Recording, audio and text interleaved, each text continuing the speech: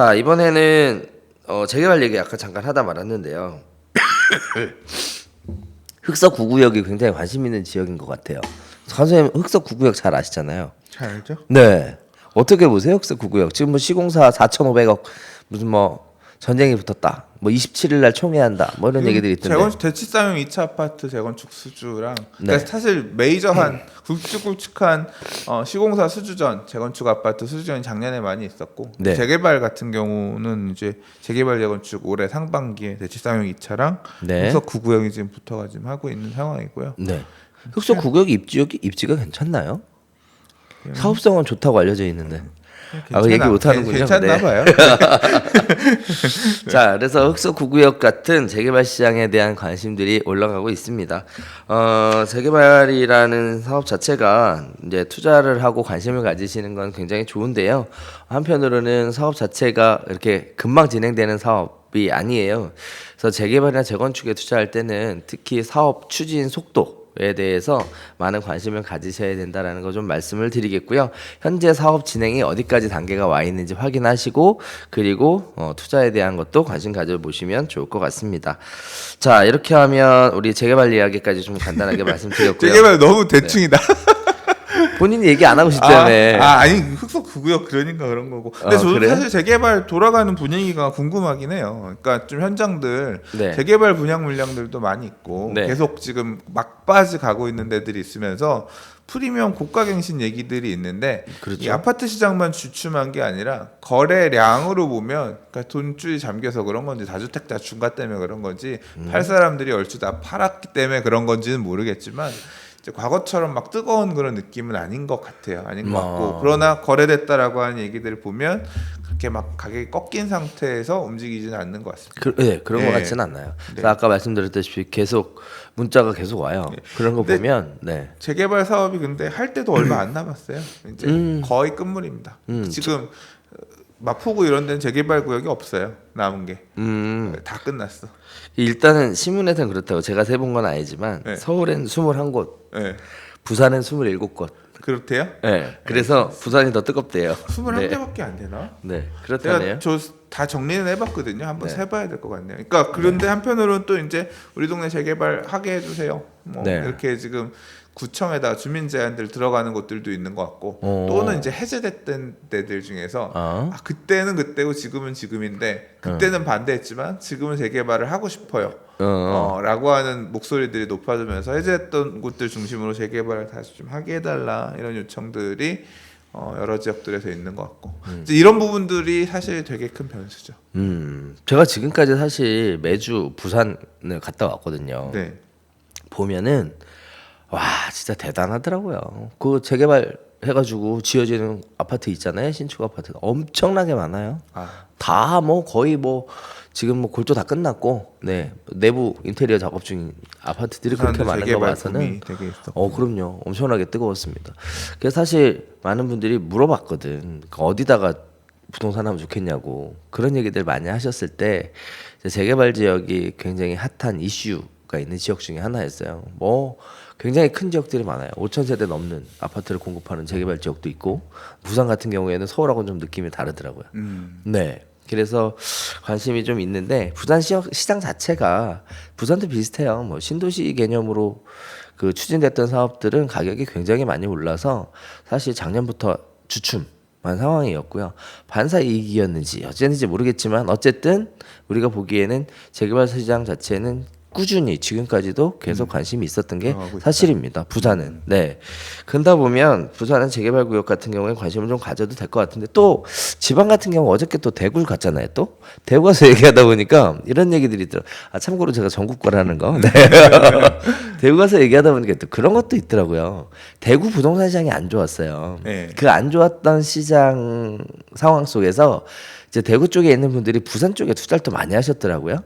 그래서 신도시 가격 상승의 견인을 대구 돈이 들어갔더라고 또. 그래서 지금은 또 그 부산의 신도시 쪽 돈이 더 빠져가지고 미리 하나 힌트를 드리자면 또 내년부터는 또 대구 쪽으로 움직인다는 지금 얘기가 살짝 있습니다. 참고만 하세요. 규제가 이제 대구, 부산 막 이런 데로 또 가나요? 그러면 대구로 갈라나?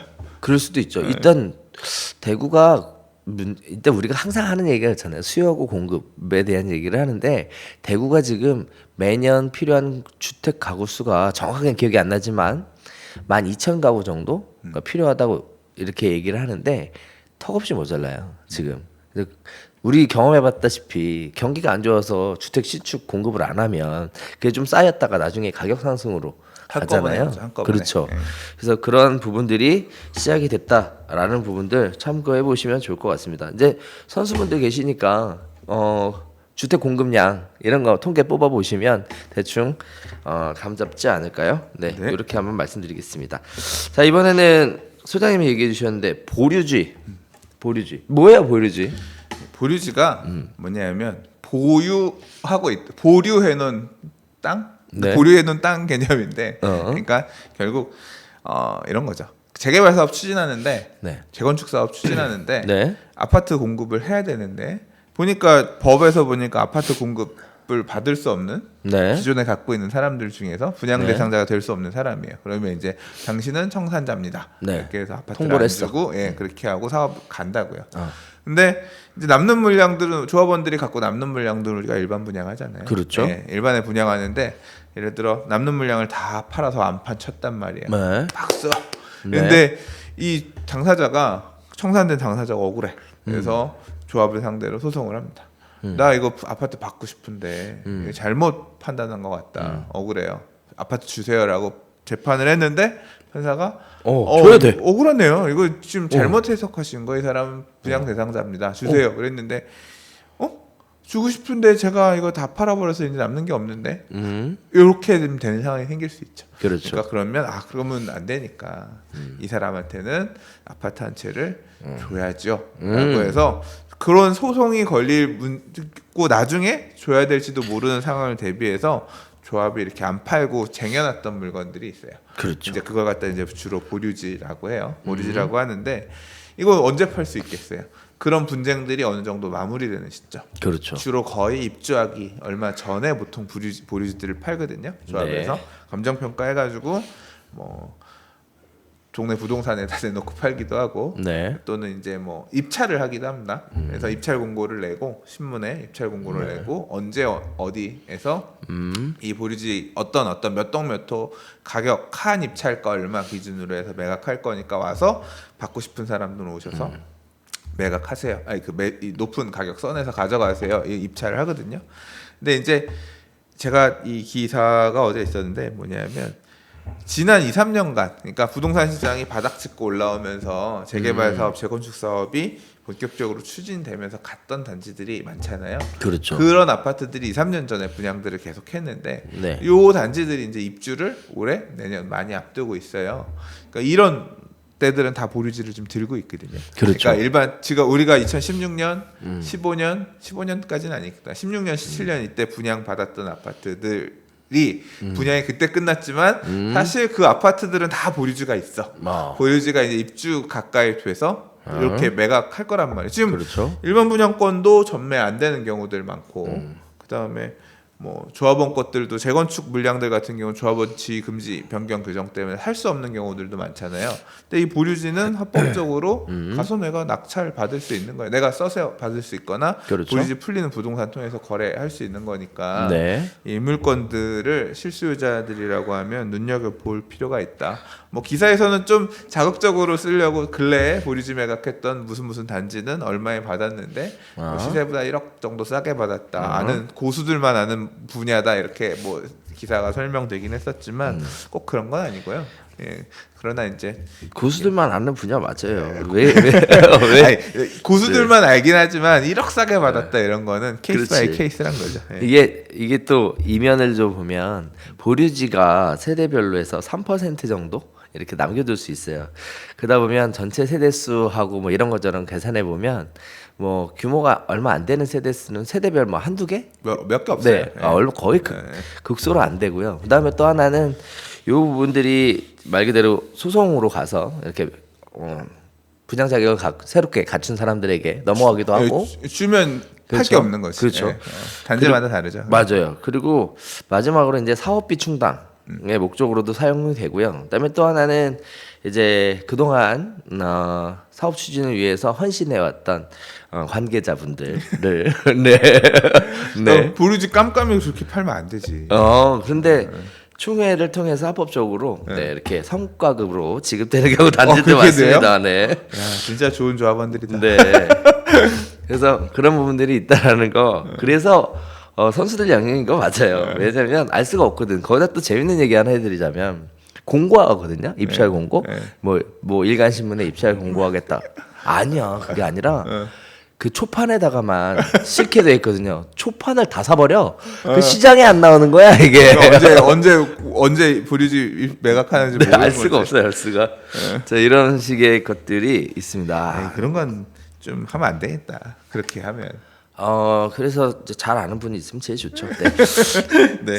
네. 자, 이번에는 더 이 얘기가 깊어지기 전에 다음으로 네. 넘어가겠습니다. 자, 개업 공인중개사가 10만 시대, 정확하게는 11만 6천이라고 하는데요. 연평균 매매 거래 건수가 그러면 10건 미만이다. 이런 얘기를 아까 해주셨는데 부동산 하기 힘들겠네요, 이거. 장 좋을 때도 그러니. 또 매매 거래로만 먹고 사는 게 아니고 부동산도 또 분야가 있잖아요. 뭐 원룸 전월세 중개, 오피스텔 전문. 전월세 중개 이런 거 전문으로 하시는 분들도 있고 아파트도 임대 중심으로 중개하시는 분들도 있고 뭐 상가만 하는 분도 있고 토지만 하는 분도 있고 하긴 하지만 그래도 또 이제 매매를 중심으로 하시는 분도 있는데 매매 거래 건수가 생각보다 많지 않다. 그러니까 좀 꺾였다. 2017년도에 거래 건수들 개설한 공인중개사들 숫자로 나눠 보니까 얼마 안 많아서 그러니까요. 중개업자들이 먹고 살기 팍팍해 보이네. 뭐 이런 기사가 나왔더라고요. 아, 네. 사실 여기저기 통계들이 많이 나왔었어요. 그때 그 중에 하나가 이제 그 경기도 쪽의 모 지역들을 이제 수익을 내보니까 200만 원 이하더라. 뭐 이런 식의 통계들도 많았고. 그런데 왜 이렇게 또 부동산 하시려고 자격증들을 따시고 공인중개사 공부하는지 허들이 낮은 것 모르겠어요. 같아요. 에? 허들이 낮고 내가 일단 중개를 해보면서 주는 중개 수수료 하는 일에 비해서 많이 받아가는 것 같은데, 그러니까 나도 하면 이거 좀 큰 돈 벌지 않을까 쉽게 생각들 하시죠. 보통. 쉽게 네. 생각하기 네. 때문에 자 보셨죠? 쉽지 않습니다. 네, 네.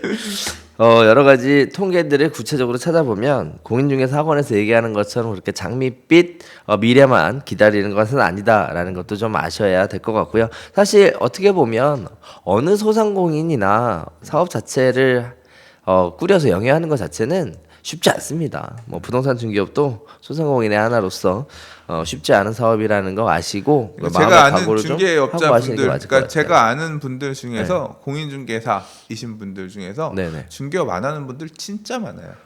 진짜 많아. 그러니까 중개사 옛날에 하다가 네. 먹고 살기 힘드니까 이거 해서 못 산다 해서 다 그만두신 분들 정말 많아요. 그렇군요. 제 주변에는 계속 하시네. 능력자들만 살아남는구나. 내 주변에 능력자가 없네. 자 마지막으로 서울시에서 이제 잠실 주 경기장에 대한 리모델링 청사진이 발표가 됐는데요. 잠실 엄청나게 좋아질 것 같아요. 그거 이렇게 되면 네. 그것까지는 잘 모르겠지만 그래요? 예, 근데 좋긴 하죠. 예. 아니 지금 사실은 뭐 야구 경기 좀 하시고 뭐 특별한 행사만 하시고 뭐 대부분 활용이 없는데 이렇게 생각하면 쉽더라고. 동대문 경기장 그거 이제 싹 바꾸고 나서 지금 뭐 여러 가지 뭐 이벤트 전시부터 시작해서 막 뭐 바글바글 하잖아요. 지금은 똑같이 잠실 경기장도 이렇게 리모델링하면 공원이 어마어마하게 생기고 그러니까 잠실 이 경기장이 네. 사실은 핵심이 아니고요. 네. 여기 포함해서 잠실 주경기장 있고 야구장 있고 네. 그 옆에 이제 그 종합운동장역 위에 있는 예전에 이제 올림픽 할 때 썼던 그 부지들을 전체적으로 개발하는 그 과정이에요. 그렇죠. 그래서 영동대로 밑에 뭐 지하도시 짓고 삼성역 주변 개발하는 거랑 맞물려서 이제 바로 이 탄천 건너오면 그 주변이잖아요. 단계별로 사업을 하는데 그 중에 종합운동장이 있는 그 건물은 리모델링으로 가닥을 잡고 네. 지금의 모양을 유지하면서 안에를 싹 고쳐서 뭐 2024년까지 거기에 올림픽을 다시 개최할 수 있을 수준으로 리모델링 하겠다고 하는 거고요. 네. 이제 그렇게 되면서 이제 경기장이니까 뭐 운동 경기를 하러 오는 사람들도 있고 하면 뭐 숙박해야 되는, 그래서 유스 호스텔도 뭐 갖추고 짓고. 뭐 등등 이제 그런 식으로 해서 고치겠다라고 하는 큰 부분의 한 부분입니다. 제가 볼 때 핵심은 경기장 리모델링 있는 게 아니라 그 밑에 쪽 동남쪽 부분에 아, 보면 연결되는 예, 부분. 그쪽에 컨벤션 센터 짓고 그쪽 개발하는 그림이 제일 핵심인 것 같은데 그러니까 단계별로 그렇게 할 거란 얘기고요. 마무리가 되면 이 지역의 어떤 중심지 또는 약간 살짝 지금 한지 같은 느낌도 있잖아요. 우리가 엘스라든가 아파트 단지나 뭐 아시아 선수촌 아파트 주변의 공원 뭐 이런 쪽들이 어떻게 보면 살짝 다니면서 보면 약간 좀 뜬 느낌 그런 네. 느낌이 있는데 그런 식으로 해서 컨벤션 센터 들어오고 또는 정확하게 어떤 개발 계획대로 확정이 돼서 갈지는 좀 봐야 되긴 하겠지만 네. 그렇게 되면 좋을 것 같아요. 좋을 것 같아요. 그러니까 그래서 결국은 송파 지역이 굉장히 사람 살기 좋은 지역으로 또 한번 거듭나는 건 아니지, 변모되는 건 아니지. 그러니까 입지가 워낙 좋잖아요. 예, 좋은 입지가 이제 리모델링 그리고 새로운 건설을 통해서 또 이제 다시 대접받는 도시가 다시 살아나는. 도시는 역시 살아있는 생물과 같습니다. 그렇죠. 늘 언제나 살아 움직이죠. 네, 어느 쪽으로 움직여야 될지 그래서 우리가 관심을 가져야 되는 영역인 것도 같습니다. 자, 이렇게 하면 오늘 준비한 내용은 대충 설명을 드린 것 같은데 네. 소장님 오늘 어떠셨습니까? 네. 오늘요? 생각보다 차가 많더라고요. 오늘 차를 갖고 왔는데 네. 오늘 부처님 오신 날 휴일인데도 차가 많아서 놀랐습니다. 다들 부처- 어디 놀러 가시나 봐. 부처님께 봉양하시러 가시는 거 아닌가요? 모르겠어요. 자, 오늘 휴일인데 네, 휴일임에도 불구하고 우리 함께 해주신 우리 강영호 소장님 그리고 제 자신한테 네, 칭찬을 하면서 자, 오늘은 여기서 인사드리도록 하겠습니다. 함께 해주신 여러분 감사드리고 저희는 다음 주에 새로운 소식 가지고 다시 찾아뵙도록 하겠습니다. 감사합니다.